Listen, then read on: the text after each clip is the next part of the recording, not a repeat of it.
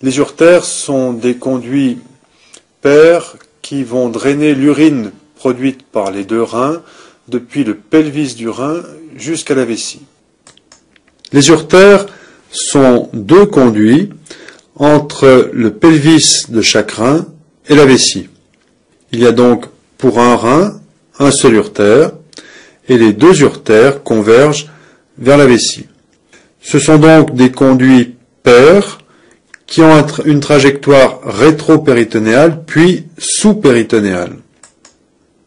Ce sont des conduits extrêmement longs, extrêmement grêles et fragiles, et donc tout au long de leur trajectoire, les urtères auront de très nombreux rapports anatomiques. Ces conduits ne sont pas simplement des tubes qui vont permettre à l'urine de descendre du rein vers la vessie.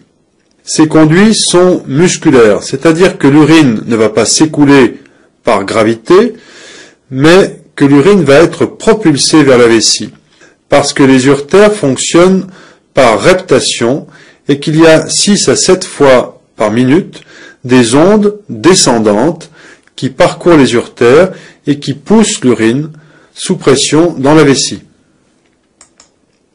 Il faut différencier le blocage complet et brutal de l'urtère et le blocage progressif. Vous verrez en pratique médicale qu'un blocage brutal et complet, c'est la plupart du temps un blocage sur un calcul qui est né dans le rein, qui descend dans l'urtère et qui bloque l'urine. Le tableau clinique, c'est la colique néphrétique. C'est un blocage extrêmement bruyant, extrêmement douloureux, alors que lorsque l'urtère, le long de son trajet, est comprimé de façon progressive par une tumeur, un abcès ou n'importe quel processus dégénératif, l'urtère va souffrir de cette compression, mais va souffrir en silence. Cette compression sera indolore. Progressivement, l'urtère va se bloquer, va se distendre parce que l'urine va le remplir, et la pression va augmenter dans l'urtère puis dans le rein, jusqu'à faire souffrir le rein et progressivement le détruire. Et tout ce phénomène, ce sera fait de façon insidieuse, sans aucune douleur. Voici un schéma de présentation pour toute la trajectoire de l'urtère. Ici, l'urtère droit seulement. Il est important de décomposer la trajectoire de l'urtère parce que nous verrons qu'à chaque niveau de trajectoire, il y aura des rapports particuliers et des risques particuliers pour l'urtère. Dans sa totalité, un urtère mesure 25 cm. Il y a tout d'abord une trajectoire lombaire, c'est-à-dire qu'il s'agit là de la première partie de l'urtère, juste après le pelvis du rein, et au-dessus du croisement de l'urtère, avec en rouge sur le schéma, l'axe artériel iliaque. Il y a à ce niveau 6 cm d'urtère. Lorsque l'urtère est au contact des vaisseaux iliaques, on parle d'urtère iliaque, 4 cm de longueur.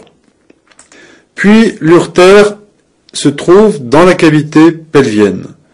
Il y a à ce niveau un segment contre la paroi du pelvis, urtère pelvien pariétal, et un segment plus court où l'urtère quitte la paroi pour se rapprocher des viscères. On parle d'urtère pelvien viscéral. L'ensemble mesure 13 cm de longueur. Et puis, il y a à la partie terminale de l'urtère un très court segment de 2 cm. C'est en fait la partie d'urtère qui est dans l'épaisseur de la vessie. Il y a tout au long de cette trajectoire 3 zones dangereuses lorsqu'un calcul essaye de parcourir l'urtère. C'est-à-dire 3 zones où un calcul peut s'enclaver, peut se bloquer. Le premier point faible, le premier rétrécissement, c'est en fait l'origine de l'urtère juste après le pelvis du rein.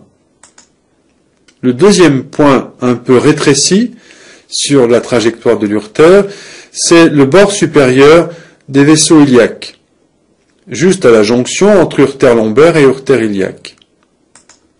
Et puis enfin, le troisième emplacement rétréci, c'est la jonction entre l'urtère pelvien viscéral et l'entrée dans la vessie, c'est-à-dire l'urtère intramural.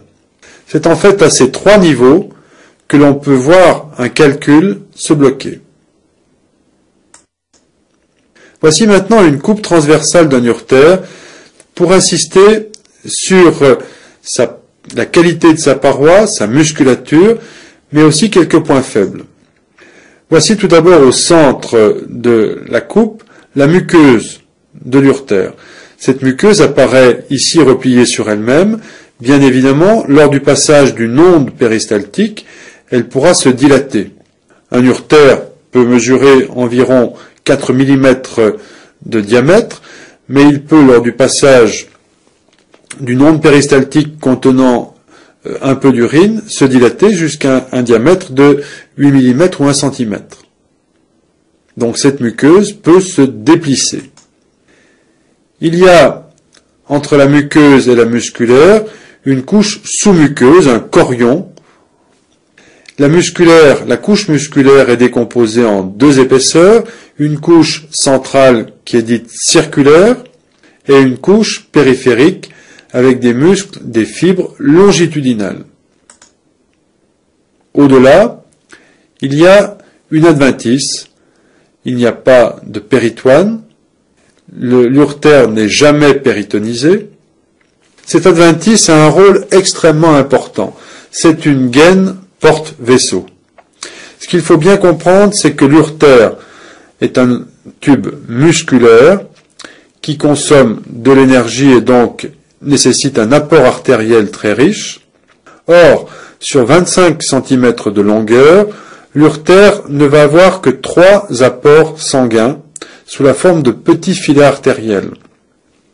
En fait, l'urtère est donc en quelque sorte connectée à une circulation artérielle en 3 points. Entre ces points de relais d'alimentation, il y a à l'intérieur de l'adventice des échanges sanguins, ce qui signifie en pratique que si l'on dissèque un urtère sur plus d'une dizaine de centimètres, il est possible qu'à son extrémité la plus distale, la circulation sanguine soit trop faible pour permettre une bonne vitalité. Cela est important bien sûr en chirurgie. Lorsqu'on veut réimplanter un urtère, il faut protéger au maximum son adventice, c'est-à-dire sa gaine porte-vaisseau. Dans cette gaine, on trouve donc des veines, des artères, mais aussi des filets nerveux, puisqu'il faut une commande sympathique et parasympathique pour la contraction de cette couche musculaire. Voici maintenant deux schémas très simples, à gauche de face, à droite de profil droit, pour montrer la trajectoire des urtères. C'est en effet sur ces schémas que vous allez comprendre la trajectoire que l'on peut étudier sur une urographie intraveineuse. L'urographie intraveineuse est un excellent moyen radiologique de montrer le trajet de l'urtère. Cet examen consiste à injecter dans une veine périphérique un produit de contraste iodé qui va être filtré par le rein, qui va remplir les cavités du rein, mais aussi l'urtère, et va donc dessiner l'urtère sur des vues radiographiques que l'on peut faire de face, de profil ou de 3/4. De face, voyez que l'urtère a une double concavité. Au niveau lombaire, la trajectoire est concave en dehors. Au niveau pelvien, la trajectoire est concave en dedans. Et on dit que les deux urtères dessinent une lyre autour du rachis. De profil, l'urtère lombaire a une concavité postérieure et l'urtère pelvien, juste avant la vessie, a une concavité ventrale, antérieure. Il faut savoir rechercher cette trajectoire sur une urographie intraveineuse. Si l'urtère n'a pas cette trajectoire, c'est qu'il est à un endroit ou à un autre de son trajet comprimé ou dévié. Nous allons, sur plusieurs diapositives, montrer les rapports des urtères. Nous allons commencer par les rapports postérieurs des urtères, essentiellement les rapports des urtères lombaires et iliaques. Voici donc une vue de face du rétropéritoine depuis la 11e côte jusqu'au sacrum et de chaque côté les deux ailes iliaques. On ne retient du rétropéritoine que les deux reins avec leurs urtères, et puis l'aorte et ses branches, et la veine cave. Du côté gauche seulement, on fait apparaître le muscle psoas, et plus latéralement le muscle iliaque. Le muscle psoas est un rapport dorsal des urtères. Il y a également dans les rapports dorsaux tous les processus transverses des vertèbres depuis L2 jusqu'à L5. Et puis, il y a aussi le rapport étroit avec le nerf génito-fémoral qui traverse les fibres du muscle psoas. Et on rajoute du côté droit seulement, pour ne pas surcharger le schéma, les rapports un peu plus à distance avec les nerfs ilio-inguinaux et ilio-hypogastriques qui sont en arrière de la loge du rein. Si nous insistons sur ces rapports postérieurs, c'est d'une part parce que l'urtère, lorsqu'il va souffrir sur un blocage aigu, va transmettre sa douleur dans les territoires de ces trois nerfs. C'est-à-dire que la douleur de la colique néphrétique sera une douleur extrêmement riche et complexe, puisqu'elle pourra se propager, apparaître dans les territoires aussi bien génitaux que fémoraux qu'hypogastriques. C'est-à-dire qu'une colique néphrétique chez l'homme, par exemple, peut donner des irradiations douloureuses jusque dans le pli inguinal ou dans les bourses. D'où la symptomatologie très trompeuse des coliques néphrétiques. Si l'on insiste également sur ces rapports postérieurs, c'est que dans tous les traumatismes du rachis lombaire, chaque fois qu'il y aura sur une radiographie simple des fractures des processus transverses, il faudra suspecter ventralement une blessure ou une compression, simplement, des urtères par des hématomes dans la gaine du muscle psoas et autour du rachis. L'urtère iliaque va être en rapport en arrière avec une petite fossette de forme triangulaire qui est située entre la face latérale de L5, le bord supérieur de l'articulation sacro-iliaque et en dehors le muscle psoas. Cette zone triangulaire s'appelle la fossette de Cuneo et Marcille. Dans cette fossette, nous allons retrouver des éléments que nous avons cités dans les parois du pelvis.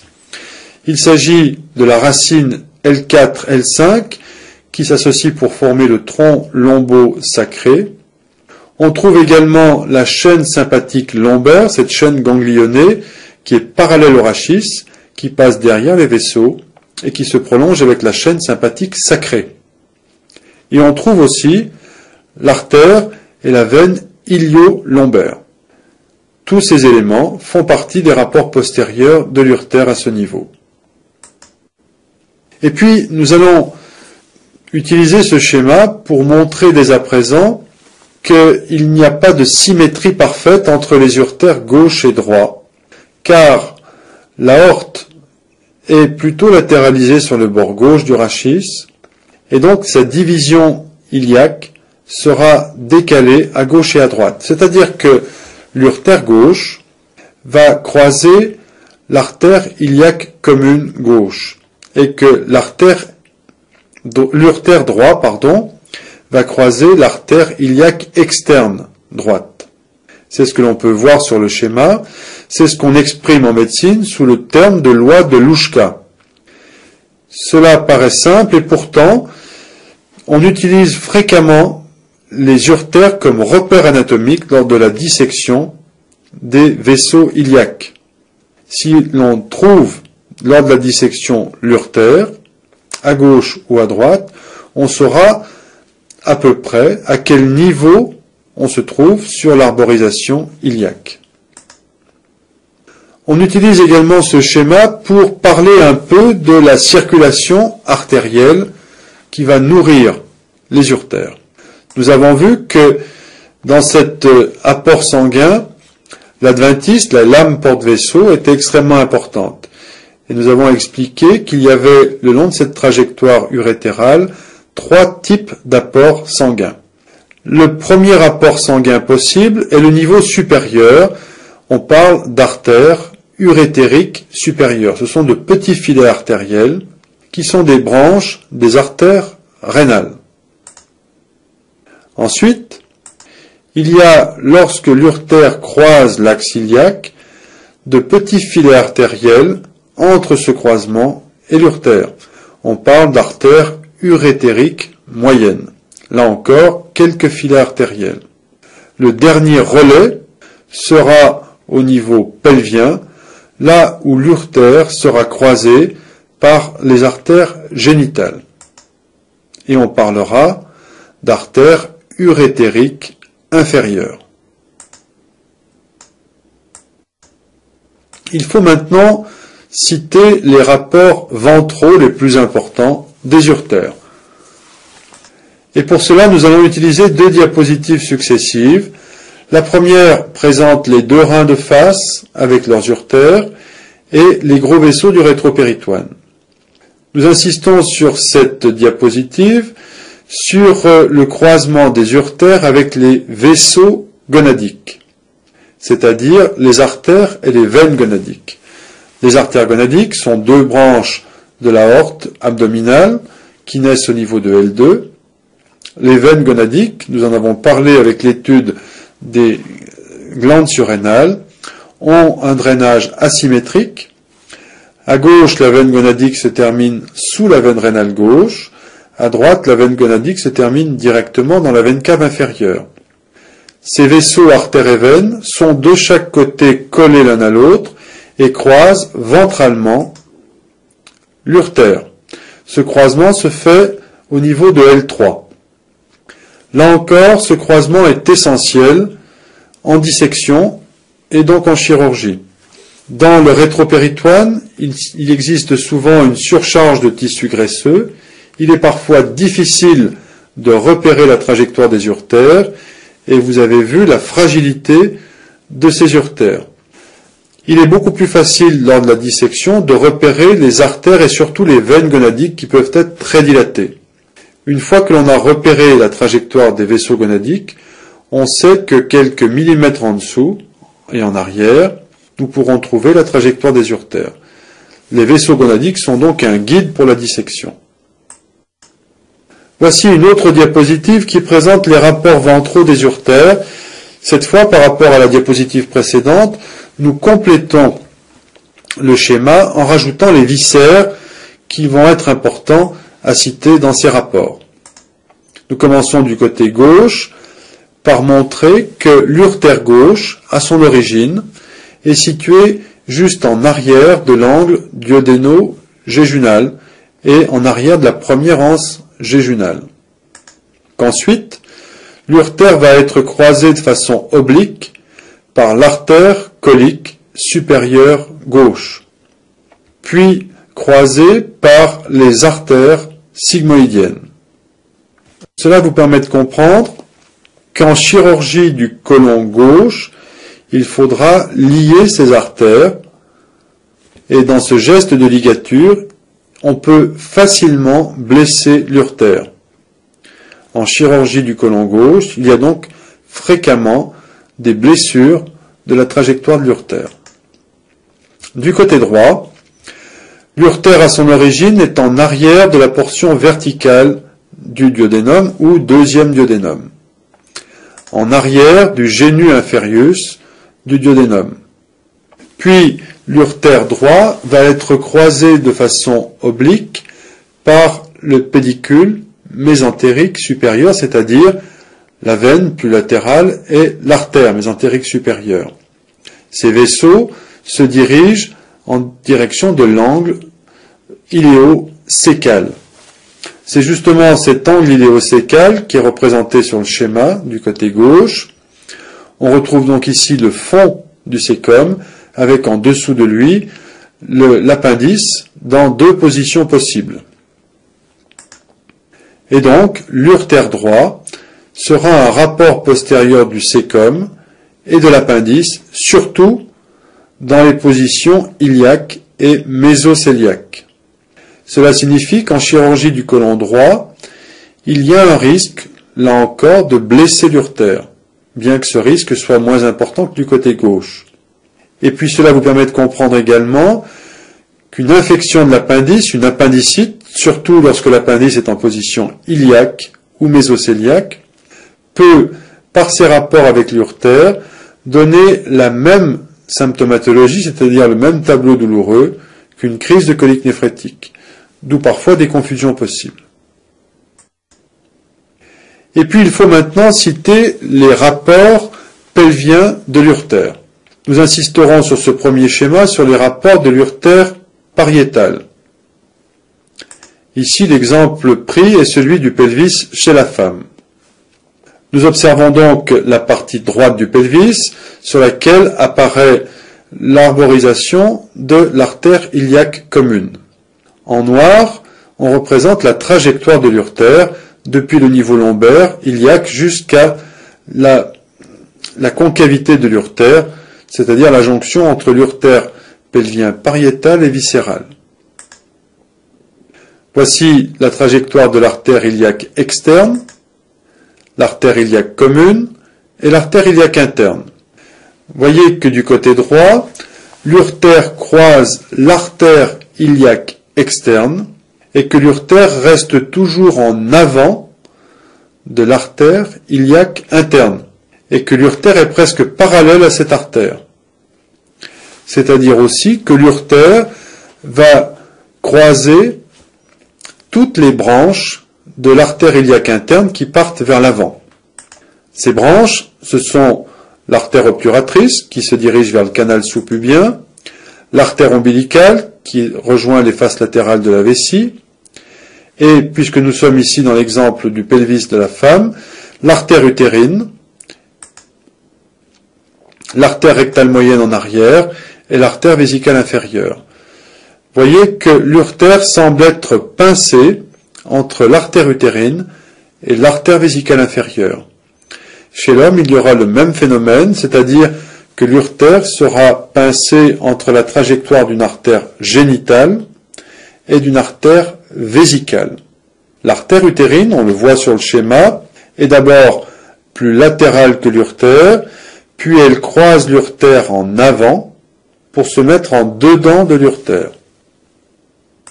On rajoute sur le schéma l'artère pudendale, qui semble proche de l'urtère sur le schéma, qui de toute façon est située en dessous du plancher pelvien et ne fait pas partie des rapports de l'urtère.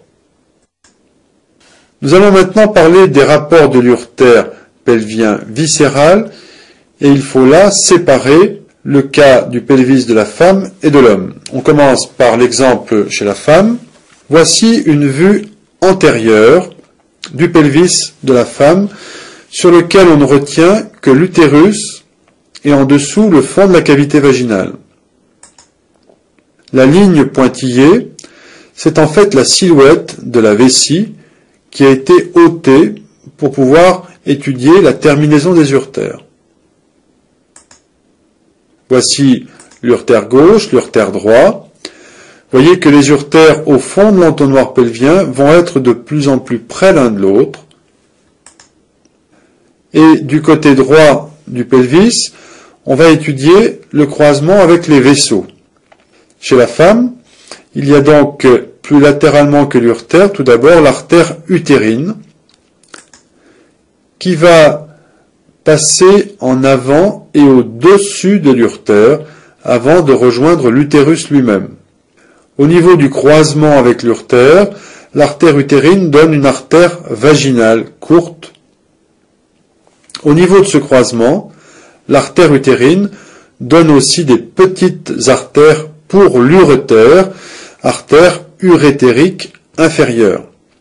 Donc l'artère utérine, l'artère vaginale courte, l'urtère sont très proches les uns des autres. Et cet ensemble est très proche du fond du vagin et de l'utérus. Nous en reparlerons avec l'étude de l'appareil génital de la femme, mais l'urtère est un danger dans toute la chirurgie de la face postérieure de la vessie et surtout la chirurgie de l'utérus. L'urtère est croisée en arrière et en dessous de lui par l'artère vésicale inférieure. Cette artère donnera des branches pour la vessie, mais aussi pour le vagin, l'artère vaginale longue. Voici une étude comparable chez l'homme et nous présentons ici l'urtère pelvien viscéral sur une vue dorsale chez l'homme. C'est-à-dire que nous sommes dans la position de la loge rectale et l'on observe en avant de nous la face postérieure de la vessie. Voici l'urtère gauche, la face postérieure de la vessie, la terminaison des voies du sperme, ici le conduit déférent gauche qui provient du testicule gauche, et branché en dérivation sur ce conduit une vésicule réservoir, une vésicule séminale gauche. Sur les faces latérales de la vessie, proche du dôme de la vessie, nous retrouvons une artère ombilicale, artère à droite ici, mais il y a le phénomène tout à fait symétrique à gauche. Au-delà, l'artère est dessinée en pointillé, car l'artère ombilicale, au-delà de la vessie, est obstruée et elle ne circule pas, elle est considérée comme un système ligamentaire, et ces deux artères en pointillé se rejoignent sur la ligne médiane, juste à la face postérieure de l'ombilic, au même endroit que l'ouraque traverse la paroi abdominale. Chez l'homme, l'artère qui est l'équivalent de l'artère utérine, et donc une artère aussi génitale, elle s'appelle l'artère vésiculo-déférentielle. Elle est destinée à alimenter les vésicules séminales et les conduits déférents. Cette artère est là encore plus latérale que l'urétère, puis elle passe au-dessus et en avant pour rejoindre l'appareil génital. Au niveau de ce croisement, il existe de petites artères urétériques inférieures, et on en voit une ici courir à la surface de l'urtère. L'urtère chez l'homme est croisée en arrière et en dessous par une artère vésicale. Chez l'homme, elle ne s'appelle pas artère vésicale inférieure, on parle d'artère vésico-prostatique, parce qu'elle est destinée à la face inférieure de la vessie et à la glande prostatique.